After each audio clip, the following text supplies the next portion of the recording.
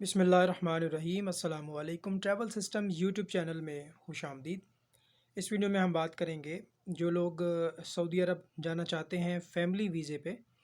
तो बहुत से लोग वहाँ से स्पॉन्सर करते हैं। अगर आप सऊदी अरब में मुकीम हैं और आप अपनी फ़ैमिली के लिए विज़िट वीज़ा पाकिस्तान भेजते हैं तो कुछ बातों का आपने ख़ास ख्याल रखना है। अगर आप उन बातों का ख़याल नहीं रखेंगे जो मैं आपको बताने वाला हूँ तो आपकी फ़ैमिली का वीज़ा पाकिस्तान में स्टैंप नहीं होगा। अब सबसे पहले जो इशू आता है वो ये होता है कि अगर आपकी जो मिसेज़ हैं, अगर आप मैरिड हैं और आप अपनी वाइफ़ को बुलवाना चाहते हैं और आपकी वाइफ़ का जो सीएनआईसी है वो अभी तक आपके नाम पर नहीं बना, यानी उसमें जो सरनेम है वो उनके वालिद का है। आपकी जो मिसेज़ हैं उनका जो पासपोर्ट बना हुआ है, पहले का बना हुआ है या आईडी कार्ड उनके वालिद के नाम पे बना हुआ है, तो उसे आप चेंज करवाएँ। उसमें ये होगा कि आपका जो आपकी यूनियन कौंसल है वहाँ पे आपका निकाहनामा जो है वो रजिस्टर्ड होगा। कंप्यूटराइज़ निकाहनामा बनेगा आपका, जिसे एमआरसी कहते हैं। तो उसमें ये होगा कि आपकी जो मिसेज़ हैं उसका सरनेम चेंज हो जाएगा।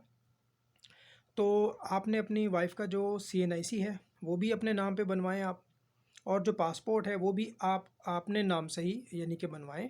आपकी मिसेस का जो सरनेम होगा उसमें वल्दियत की जगह पे ज़ौजियत ऐड करवाएं अगर आपने फैमिली वीज़े पे बुलवाना है। तो एमआरसी जो होता है, मैरिज रजिस्ट्रेशन सर्टिफिकेट, ये नादरा जारी नहीं करता बल्कि नादरा का ज़ैली इदारा है जो कि आपकी करीबी यूनियन कौंसल होती है, वहाँ से ये आपको मिलेगा। उसका तरीकाकार ये है कि जो जो पेपर वाला निकाहनामा होता है वो आप वहाँ रजिस्टर्ड करवाएंगे तो वो यानी कि दूल्हे की तरफ से जो लड़का है उसकी तरफ से वालदेन के आईडी कार्ड और जो खातून है उसकी तरफ से माँ बाप के आईडी कार्ड, और अगर दोनों में से कोई एक फ़ौत हो गया है तो उनके डेथ सर्टिफिकेट्स की कॉपियाँ लगेंगी और वो आपका जो है वो मैरिज रजिस्ट्रेशन सर्टिफिकेट बना देंगे। एमआरसी जो है वो यूनियन कौंसल से बनेगा। अगर इसके साथ साथ एफआरसी, फैमिली रजिस्ट्रेशन सर्टिफिकेट, ये बाय मैरिज आप बनवा लें अगर आप अपनी वाइफ को बुलवा रहे हैं। और ये कहाँ से बनेगा? ये बनेगा नादरा से। FRC, family registration certificate bye marriage. अगर उसमें बच्चे भी हैं तो आपके बच्चों का रिकॉर्ड भी आ जाएगा और आपकी जो मिसेज़ हैं उनका रिकॉर्ड भी आ जाएगा। अगर आप अपने माँ बाप को बुलवा रहे हैं तो एक एफआरसी बाय बर्थ निकलेगा आपका, ये भी नादरा से निकलेगा। उसमें आपका कोई भी बहन भाई जो पाकिस्तान में हो वो जाके जो है वो निकलवा सकता है बाय बर्थ। बाय बर्थ में आपके सारे बहन भाई और माँ बाप का रिकॉर्ड आ जाएगा, ठीक है। तो एक इम्पॉर्टेंट चीज़ ये हो गई। और इसी तरह से अगर छोटे बच्चे हैं तो उनका बर्थ सर्टिफिकेट जो कि यूनियन कौंसल से बनेगा और बे फॉर्म जो कि नादरा से बनेगा। देखो, यूनियन कौंसल से कौन कौन से डॉक्यूमेंट्स बनते हैं? गैर शादीशुदा सर्टिफिकेट बनता है जिसको अनमैरिड रजिस्ट्रेशन सर्टिफिकेट कहते हैं। डेथ सर्टिफिकेट बनता है, ठीक है, वफ़ात पर जो बनवाते हैं। और तलाक का जो सर्टिफिकेट होता है, डाइवोर्स सर्टिफिकेट होता है, वो बनता है। मैरिज रजिस्ट्रेशन सर्टिफिकेट बनता है और बच्चे का बर्थ सर्टिफिकेट बनता है। नादरा में आपके जो डॉक्यूमेंट्स बनेंगे उसमें बे फॉर्म है और आपका एफआरसी है। ये सारे डॉक्यूमेंट्स आपने लेने हैं और वजारत ख़ारजा से इसकी तस्दीक भी करानी है जिसको मूफ़ा कहते हैं। वजारत ख़ारजा अगर आप जा सकते हैं तो ठीक है, लाहौर में भी है, इस्लामाबाद में भी है। अगर आप ख़ुद नहीं जा सकते तो लेपर्ड कोरियर या टीसीएस कोरियर के थ्रू आप उनको डॉक्यूमेंट्स जमा करवा दें, वो आपको 1 से 2 हफ्ते में अटैच करवा के आपको वापस कर देंगे। ये चीज़ आप नोट कर लें। अच्छा, आजकल जो सबसे बड़ा इशू आ रहा है वो ये है कि जब आप जेरिस की वेबसाइट पे जाते हैं या एतमाद की वेबसाइट पे जाते हैं अपॉइंटमेंट के लिए, तो वहाँ पर अक्सर ये देखा जाता है कि डेट्स अवेलेबल नहीं है बुकिंग्स के लिए। यहाँ आप मेरा व्हाट्सएप का नंबर भी नोट कर लें। हम दोस्तों को हेल्प आउट करते हैं, जो लोग कंप्यूटर चलाना नहीं जानते उनकी हम अपॉइंटमेंट्स बनाते हैं। और ये एक हमारी पेड सर्विस है डेफिनेटली। इसमें हम माइनर सी अमाउंट चार्ज भी करते हैं सर्विस की मद में। तो वो पर पासपोर्ट के हिसाब से होती है, थोड़े थोड़े से पैसे होते हैं। तो वो अगर आप हमारे थ्रू अपॉइंटमेंट बनाते हैं तो हम भी ये देखेंगे कि ऑनलाइन कौन सी डेट में अवेलेबल है। अपॉइंटमेंट फ्री होती है। अपॉइंटमेंट के कोई पैसे नहीं है। अगर आप कंप्यूटर चलाना जानते हैं और आप ख़ुद बना सकते हैं, कोई प्रॉब्लम नहीं है। लेकिन मोबाइल से ये नहीं बनती। मोबाइल पे ज़रा इश्यूज़ आते हैं काफ़ी ज़्यादा, वो स्क्रीन जो वो सही से लोड नहीं होती। तो कंप्यूटर के ज़रिए आप ये बना सकते हैं। तो अगर आप हमारे थ्रू करवाएंगे तो आपने हमें जो है वो पासपोर्ट की कॉपी सेंड करनी है, और जो वीज़ा आपका सऊदी अरब से आया है मूफ़ा पेपर, वीज़ा पेपर, वो आप हमें देंगे। कराची, लाहौर, इस्लामाबाद, कोयटा और पेशावर में इनके मराकज़ मौजूद हैं। तो जहाँ भी स्लॉट अवेलेबल होगा, जिस डेट में, जिस टाइम में, वो हम आपको बना देंगे। अब लोड इतना ज़्यादा होता है, कभी एक सीट ओपन होती है, कभी 2 सीट्स ओपन होती हैं, कभी 3 सीटें ओपन होती हैं। जैसे ही सीट्स ओपन होती हैं, लोग फ़ौरन बुकिंग कर लेते हैं, फ़ौरन बुकिंग कर लेते हैं इसकी। तो इसके लिए इंतज़ार भी करना पड़ सकता है, बार-बार हम चेक करते हैं कि कौन सी डेट में सीटें मिल रही हैं। बाज़ औक़ात जो है वो 3-4 दिन के वक़फ़े से मिलती हैं, बाज़ औक़ात 6-7 दिन के वक़फ़े से मिलती हैं। तो जब भी जाएँ आप अपॉइंटमेंट लेकर जाएँ, रश बहुत ज़्यादा है। बगैर अपॉइंटमेंट के जाएँगे तो शायद वो अपने वर्कलोड की वजह से आपको डील ना कर सकें और फिर वो कोई आपको आगे की डेट देंगे। उसमें आने-जाने में भी आपका काफ़ी ज़्यादा टाइम लग सकता है। तो जब भी जाएँ आप, पाकिस्तान के किसी भी शहर से हों, अपॉइंटमेंट लेकर जाएँ। अगर आप ये सोच रहे हैं कि जी हम लाउंज में जाके एक्स्ट्रा पेमेंट दे के और जल्दी काम करवा लेंगे, तो यही सोच बहुत से लोगों की है। जो आप चीज़ सोचते हैं वही बाकी लोग भी सोचते हैं। तो पैसों का इश्यू नहीं होता, लोग कहते हैं जी पैसे लग जाएँ हमारे और हमारा नंबर जल्दी आ जाए। तो आप जब भी जाएँ अपॉइंटमेंट लेके जाएँ। स्पॉन्सर जो होता है, जो सऊदी अरब से वीज़ा भेजता है, उसको स्पॉन्सर कहते हैं।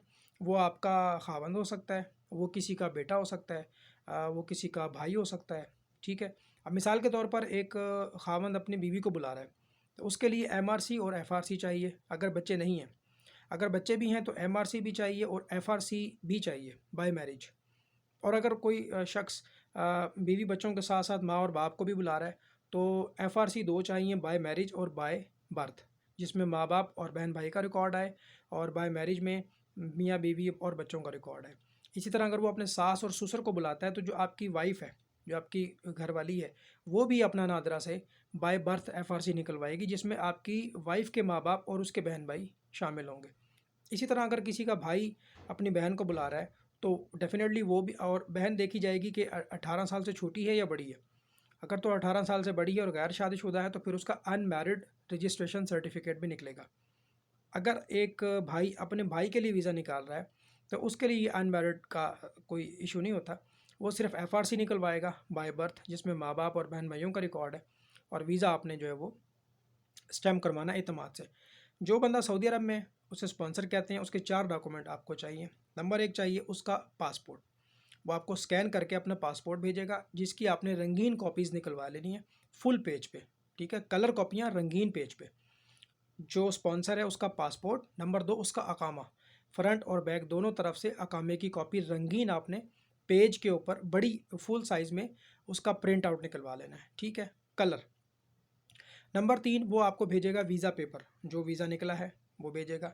और नंबर 4 अपने अपशर अकाउंट में लॉगिन करके अकामे की एक्सपायरी की आपको स्क्रीनशॉट भेजेगा। 4 डॉक्यूमेंट जो है वो भेजेगा सऊदी अरब से, अकामे की कॉपी, पासपोर्ट की कॉपी, वीज़े की कॉपी और अपशर की कॉपी, ठीक हो गया। पाकिस्तान से जो लोग हैं वो क्या करेंगे, original passport, original CNIC, polio vaccine card, corona vaccine certificate, 4 तस्वीरें नीले बैकग्राउंड वाली, और एतमाद की अपॉइंटमेंट, और इसके अलावा जो है बर्थ सर्टिफिकेट, बे फॉर्म, एमआरसी, एफआरसी, ये सारे डॉक्यूमेंट्स लेके आपने जाना है। जो अपॉइंटमेंट के वक्त पैसे नज़र आते हैं स्क्रीन के ऊपर, वो पेमेंट तो आपने करनी ही करनी है। जब आप एतमाद से या जैरी से अपॉइंटमेंट बनाएंगे, वहाँ जो पेमेंट आ रही है वो आपने देनी है।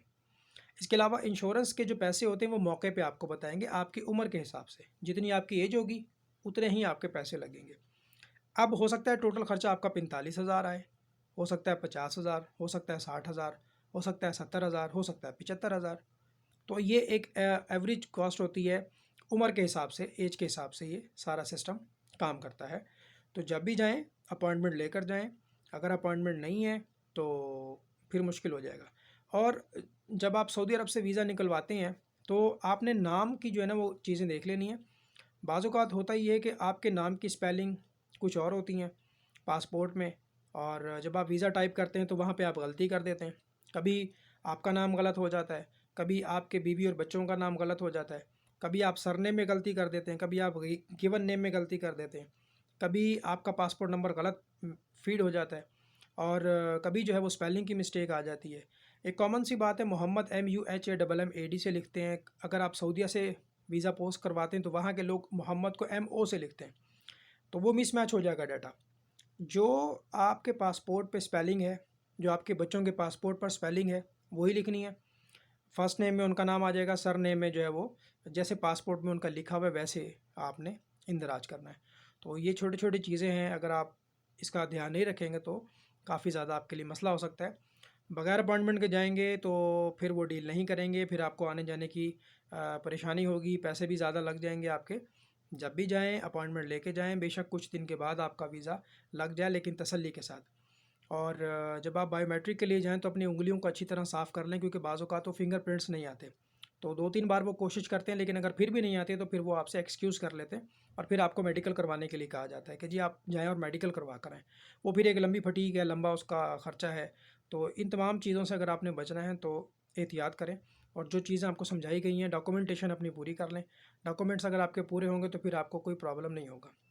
मेरा नंबर जो है वो दोबारा से नोट कर लें, अगर आपने अपॉइंटमेंट्स करवानी है तो हम देखेंगे कि कौन से डेट में वो अवेलेबल है, उस डेट में ही हम आपको अपॉइंटमेंट बना के देंगे।